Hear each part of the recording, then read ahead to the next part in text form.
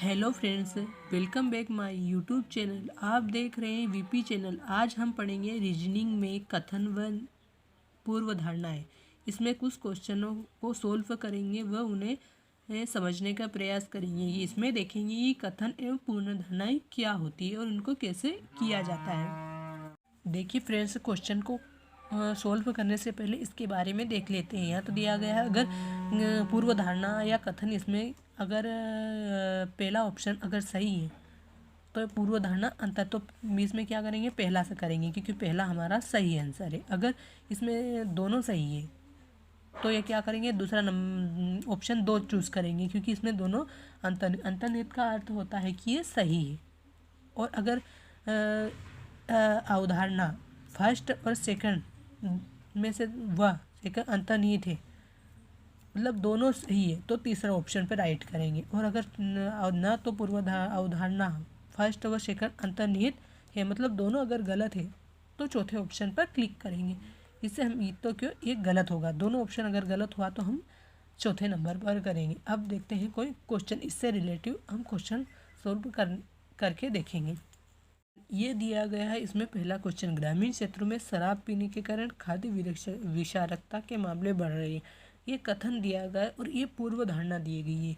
तो इसमें हमें ये करना है कि इसमें कथन के आधार पर ये कथन हमें सही मानना है, चाहे गलत हो या सही हो, लेकिन इस क्वेश्चन में हमें ये कथन सही मानना है और इसके आधार पर इसको करना है। तो यहाँ क्या दिया है, ग्रामीण क्षेत्रों में शराब पीने के कारण खाद्य विषारकता के मामले बढ़ रहे हैं। तो यहाँ पर देखिए पहला क्या दिया गया है, ग्रामीण क्षेत्रों में शराब पीने वाले लोगों का प्रतिशत अधिक है।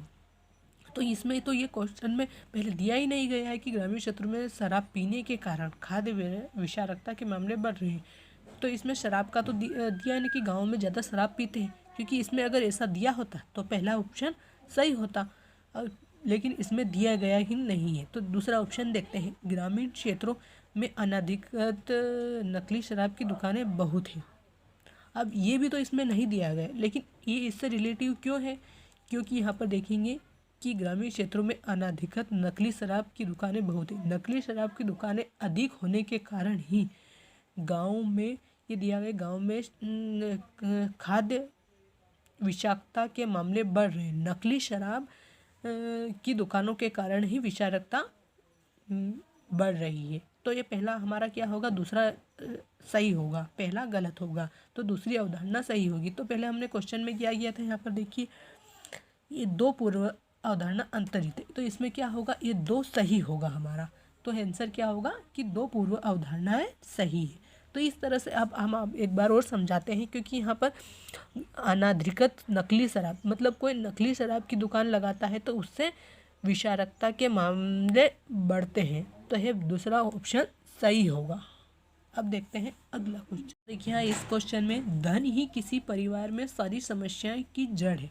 मतलब यहाँ बताया गया है कि धन, अगर धन नहीं है किसी के पास तो उस परिवार में समस्या है। तो ये दिया है कथन, इसके आधार पर इस क्वेश्चन को हमें सॉल्व करना है।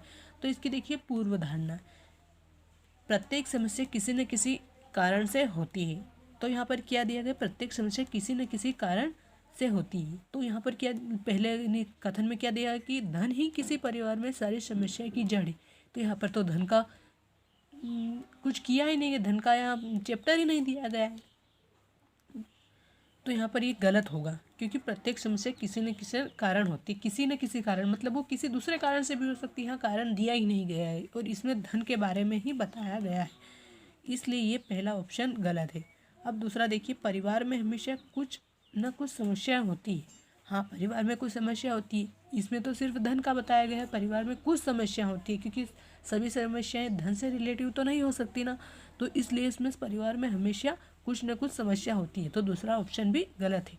तो इसमें क्या होगा, इसमें 4 ऑप्शन दिए होते हैं, तो 4 ऑप्शन दिए होते हैं, तो इसमें क्या, पहला और दूसरा दोनों गलत है। तो इसमें चौथा ऑप्शन आएगा, क्योंकि यहाँ पर देखिए ये दिया गया है, न तो पूर्व धारणाएँ एक और न ही दो अंतर्निहित है, मतलब दोनों अवधारणाएं इसमें गलत दी गई है। तो यहाँ पर देखिए क्या होगा, परिवार में ये चौथा ऑप्शन आएगा कि दो, न तो पूर्व धारणा फर्स्ट न ही सेकंड, दोनों गलत है। तो इस तरह से इसमें एक भी सही नहीं है। तो अब हम देखते हैं अगला क्वेश्चन। तो यहाँ पर दिया गया ये कथन दिया गया, तो ये यहाँ पर देखिए, यदि आप अपनी लिखने की गति बढ़ाना चाहते हैं तो 0.7 पेन का प्रयोग करें। तो यहाँ पर क्या गति बढ़ाना चाहते हैं, तो अगर गति नहीं बढ़ाना चाहते तो इसका प्रयोग मत कीजिए। और यहाँ पर दिया गया पूर्वधारणा, इसके आधार पर हमें सॉल्व करना है। तो यहाँ पर देखिए भिन्न भिन्न प्रकार के पेन उपलब्ध है, तो भिन्न भिन्न प्रकार के, तो यहाँ पर क्या दिया है कि भिन्न भिन्न, तो यहाँ पर तो कोई भिन्न का दिया, यदि आप अपनी लिखने की गति बढ़ाना चाहते तो इसका प्रयोग कर लिया, बढ़ाना नहीं चाहते तो पहले, तो भिन्न भिन्न प्रकार के पेन उपलब्ध है। तो ये क्या है, गलत होगा, क्योंकि यहाँ भिन्न भिन्न प्रकार के पेन से तो कोई सिर्फ यहाँ गति बढ़ाने के बारे में बात की गई, और न बढ़ानी हो तो पहले के पेन का, तो यहाँ पर तो भिन्न भिन्न पेन का तो यहाँ प्रयोग किया ही नहीं गया है, तो भिन्न, ये इससे ये पहला तो गलत ही होगा।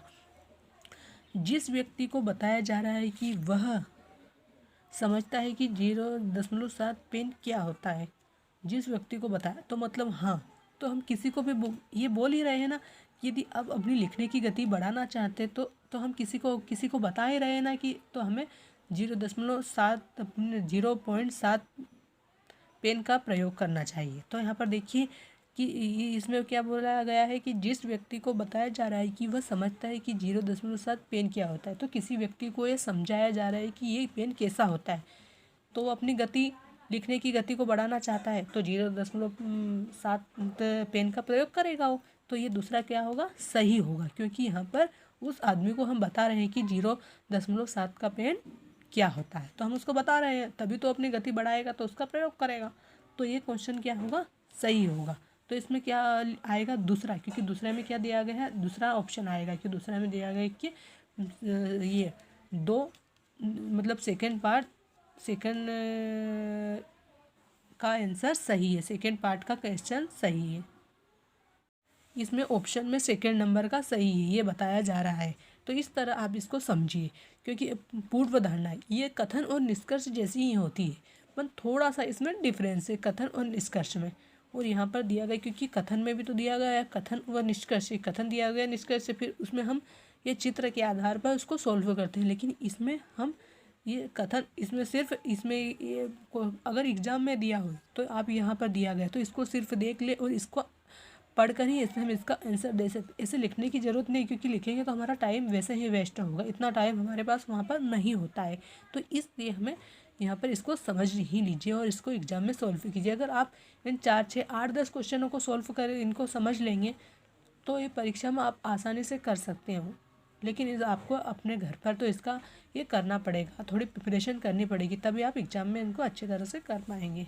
देखिए अब अगला क्वेश्चन, कथन, पर्यावरण को बचाने के लिए पूरे देश में गैर कानूनी खनन पर पूर्ण प्रतिबंध लगाया जाए, मतलब पर्यावरण को बचाने के लिए पूरे देश में खनन पर प्रतिबंध लगाया जाए, ये दिया गया है हमारा कथन। अब देखिए पूर्ण धारणा, कानूनी रूप से किए जाने वाला खनन पर्यावरण को कोई नुकसान नहीं पहुंचाता है। तो देखिए कानूनी रूप से खनन, तो इसमें क्या लिखा गया कथन में कि पर्यावरण को बचाने के लिए पूरे देश में गैर कानूनी खनन पर प्रतिबंध लगाए। गैर कानूनी मतलब खनन तो गैर कानूनी ही होता है, तो यहाँ पर कानूनी रूप से किया जाए तो खनन तो कानूनी तो होता ही नहीं है, तो यहाँ गैर कानूनी खनन दिया गया, तो यह कानूनी का तो में कोई सवाल ही नहीं है, तो ये नुकसान नहीं पहुँचा, तो खनन तो नुकसान ही पहुँचाएगा, तो ये पहला ऑप्शन गलत हो गया। अब दूसरा देखिए, पर्यावरण के नुकसान के लिए उत्तरदायी घटकों में से खनन एक घटक है, तो ये सही है, क्योंकि पर्यावरण के नुकसान के लिए बहुत सारे घटक होते हैं जो गैर कानूनी होते हैं या नुकसानदायक होते हैं, तो उनमें से खनन एक घटक है, तो ये तो सही है, क्योंकि इसमें कथन में दिया ही गया कि पर्यावरण को बचाने के लिए पूरे देश में गैर कानूनी खनन पर पुनः प्रतिबंध लगाना चाहिए, मतलब खनन गैर कानूनी है, तो इस यहाँ पर्यावरण को नुकसान के लिए उत्तरदायी घटकों में से खनन एक घटक है, तो खनन है उन गैर कानूनी में घटक आता भी है और ये नुकसान भी पहुंचाता है, इसलिए दूसरा ऑप्शन सही है। तो इसमें क्या दूसरा ऑप्शन आएगा जो दूसरे को अंतर्निहित करता है, तो मतलब दूसरा ऑप्शन सही है। तो इस प्रकार इन क्वेश्चनों को कीजिए, इनको समझिए कि इसमें पहले कथन में क्या किया गया, अगर कथन को समझ लिए तो पूर्व धारणाओं को समझने में बहुत आसानी होगी, इसलिए पहले कथन को समझिए। हमने आपको ये इसमें क्वेश्चन बताएं, अगर आप इन क्वेश्चनों को समझ लेंगे तो आप एग्जाम से इससे रिलेटिव किसी भी क्वेश्चन को छोड़कर नहीं आएंगे, क्योंकि पूर्व धारणा का बहुत सारा पूछा जाता है और निष्कर्ष के बारे में। पूर्व धारणाएं और निष्कर्ष के बारे में 8-9 क्वेश्चन एग्जाम में पूछे जाते हैं। तो इन चैप्टरों को अच्छे से सॉल्व कीजिए, क्योंकि वैसे तो रीजनिंग में सारे चैप्टर को अच्छे से सॉल्व करना ज़रूरी है, लेकिन जो चैप्टर मेन है उनको पहले सॉल्व कीजिए और फिर बाद में दूसरे अगले चैप्टर को सॉल्व कीजिए। अगर हमारा वीडियो आपको अच्छा लगे या पसंद आए तो लाइक एंड सब्सक्राइब ज़रूर कीजिए और अपने दोस्तों में शेयर कीजिए। धन्यवाद।